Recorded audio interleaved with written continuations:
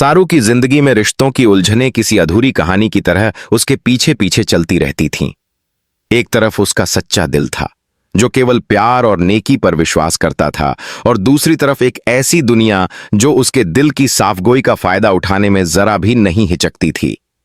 परिवार की इज्जत, समाज की नजरों का डर और लोगों की बनाई हुई साजिशें सारू की हर सांस के साथ एक नई परीक्षा लेकर आती थीं। लेकिन इन सब के बीच एक ऐसा इंसान था जो उसके दर्द, उसकी मासूमियत और उसकी सच्चाई को समझता था। बेटे आम्स आपके कई वेद और सारू की पहली मुलाकात में ही एक ऐसा एहसास था जिसने दोनों की जिंदगी की दिशा बदल दी। शुरू में दोनों के बीच सिर्फ समझ और भरोसा था, लेकिन जैसे जैसे वक्त बीतता गया वो भरोसा प्यार की उन लकीरों में बदलने लगा जिन्हें मिटाना तो दूर, अनदेखा करना भी मुमकिन नहीं था। वेद हमेशा सारू की ढाल बनकर खड़ा रहता। जब भी कोई उंगली सारू की तरफ उठती, वेद उस उंगली को झुकाने का हौसला रखता था। लेकिन जीवन इतना आसान कहां? हर प्यार को उसकी मंजिल तक पहुंचने के लिए संघर्ष की अग्नि परीक्षा से होकर गुजरना पड़ता है। उनकी जिंदगी में भी वह पल आया जब किसी ने सारू पर ऐसा इल्जाम लगा दिया जिसने उसकी मासूमियत को शक की परछाइयों में कैद कर दिया। उसी दिन से वेद के दिल में एक ही मिशन था, सारू की सच्चाई की जीत। वेद ने समाज की नजरों से ऊपर उठकर सिर्फ सारू के दिल की आवाज सुनी। उसने सारू को कभी झुकने नहीं दिया। वह हमेशा यही कहता, सारू, सच कभी हारता नहीं और तू तो सच की परछाई है। यह सुनकर सारू की आंखें भर आतीं, क्योंकि वेद के सिवा इस दुनिया में शायद ही कोई था जिसने उसकी पवित्रता, उसकी नरमी और उसके दिल की पवित्रता को इतनी गहराई से पहचाना हो। धीरे धीरे यह रिश्ता सिर्फ दोस्ती और भरोसे की दहलीज से आगे बढ़कर प्रेम की उन धाराओं में बहने लगा जहां चाहत का हर एहसास उभर कर सामने आने लगा। अक्सर ऐसी शामें होतीं जब वेद और सारू छत पर बैठकर आसमान की तारों भरी चादर के नीचे घंटों बातें करते। वेद उसका हाथ थामकर उसे एहसास दिलाता, जिस हाथ को मैंने पकड़ लिया है उसे पूरी जिंदगी नहीं छोड़ूंगा। सारू मुस्कुराती, पर उसके दिल में कहीं डर भी बैठा था। डर इस बात का कि क्या वेद भी उसे छोड़ देगा?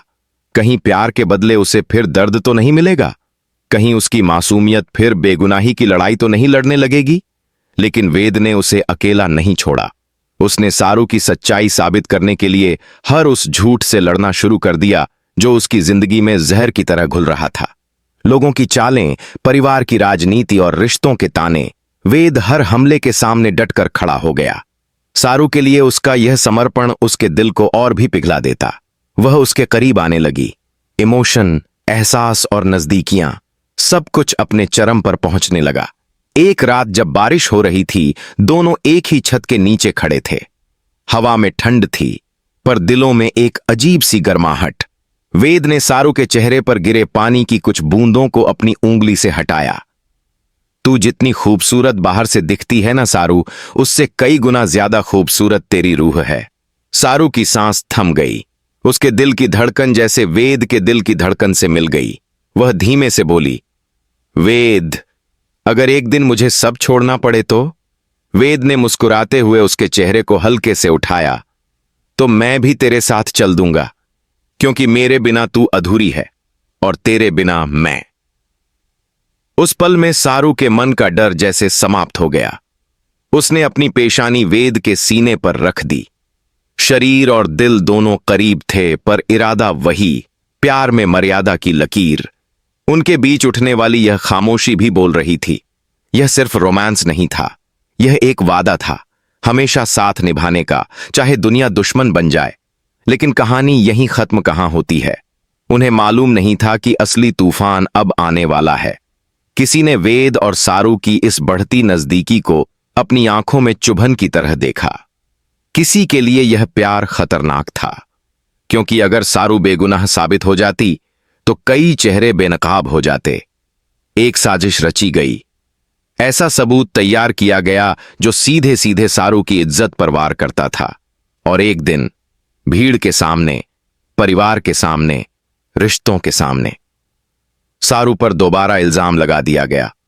सबकी निगाहें नफरत से भर गईं। हर शब्द ताना बनकर चुभ रहा था। सारू की आंखों में आंसू थे, लेकिन दिल में वेद पर विश्वास। वह एक कदम पीछे हटी, पर वेद के हाथ ने उसे गिरने नहीं दिया। वेद ने जोर से आवाज लगाई। अगर कोई उंगली सारू की तरफ उठी तो वेद उसका जवाब देगा।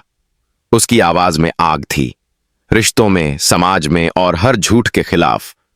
उस दिन वेद ने साफ कहा, मैं साबित करूंगा, यह लड़की बेगुनाह है, यह मासूम है और इस पर लगाया गया हर इल्जाम झूठ है। वेद और सारू की लड़ाई अब रोमांस और भावनाओं से आगे बढ़कर इंसाफ की लड़ाई बन चुकी थी। एक ऐसी लड़ाई जहां दांव पर सिर्फ सारू की इज्जत नहीं, बल्कि वेद और सारू का प्रेम भी था। वेद के शब्दों ने माहौल को चीर कर रख दिया था। भीड़ का हंगामा एक पल को थम गया। सभी उस इंसान को देखने लगे जो अकेला पूरी दुनिया के खिलाफ खड़ा था। सारू की आंखों में आंसू थे, डर के नहीं, बल्कि इस यकीन के कि वेद उसके साथ है। पर उसी वक्त किसी ने व्यंग्य करते हुए कहा, प्यार में तो कहातिल भी बेगुनाह लगता है वेद, क्या सबूत है तुम्हारे पास? वेद ने मुट्ठी भींच ली। उसकी निगाहों में आग थी, लेकिन जवाब शब्दों में नहीं, कर्मों में देने का फैसला किया। वेद की जांच शुरू, सच्चाई की तलाश। उस दिन से वेद ने खाना, नींद, आराम सब कुछ त्याग दिया। वह सिर्फ एक बात जानना चाहता था, कौन है जो सारू की जिंदगी बर्बाद करना चाहता है। वह हर उस जगह गया जहां से अफवाह फैलती थी, हर उस सब पीहू का स्वीकार, जलन की आग। जब वेद ने उसे सबके सामने लाकर खड़ा किया, वह टूट गई और चिल्ला उठी, हां, मैंने किया है यह सब, क्योंकि तुमने मेरी तरफ कभी देखा ही नहीं वेद। भीड़ सन्न, रिश्ते हादसा बन गए। वेद ने गुस्से में कहा, तुम्हारे प्यार की कीमत एक मासूम की जिंदगी नहीं हो सकती। सारू कांप गई। उसे उम्मीद थी कि दोषी मिलेगा, लेकिन यह उम्मीद नहीं थी कि घर की ही कोई उसके खिलाफ होगा। सबूत सामने, न्याय की जीत। वेद ने सबूत सबके सामने रखे। मोबाइल से डेटा रिकवर, कॉल रिकॉर्डिंग, असली मूवमेंट, क्लिप, ब्लैकमेल नोट्स, हर सबूत चीख चीख कर कह रहा था, सारू बेगुनाह है। भीड़ की आंखें नीची, घर वालों के चेहरे शर्म से झुके। पर वेद ने सिर्फ एक चीज देखा, सारू की आंखों में वापस लौटा हुआ भरोसा। सारू और वेद, प्यार की जीत। उस रात मंद रोशनी में आंगन की हवा में दो धड़कनें एक लय में धड़क रही थीं। सारू ने आंसू पोंछते हुए कहा, मेरी बेगुनाही साबित हो गई वेद, लेकिन तेरा प्यार, उसने मेरी जान बचा ली। वेद मुस्कुराया, तू मेरी जान है जिसे मैं हमेशा सुरक्षित रखूंगा। धीरे से वेद ने उसका हाथ थामा। उनकी उंगलियां एक दूसरे में ऐसे उलझी मानो कभी अलग न होना चाहती हों। दोनों एक दूसरे के करीब आए। पल ठहर गया।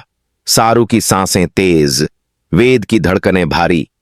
यह इश्क अपनी चरम सीमा पर था, पर वेद फिर भी उसकी इज्जत की हदों में। उसने सारू की आंखों को देख प्यार से कहा, जब तक तेरी आंखों की दहलीज से मंजूरी न मिले, मैं तेरे करीब कैसे आ जाऊं। सारू शर्म से झुकी, पर मुस्कान बता चुकी थी कि उसे अब किसी भी चीज से डर नहीं, क्योंकि उसका वेद उसके साथ है।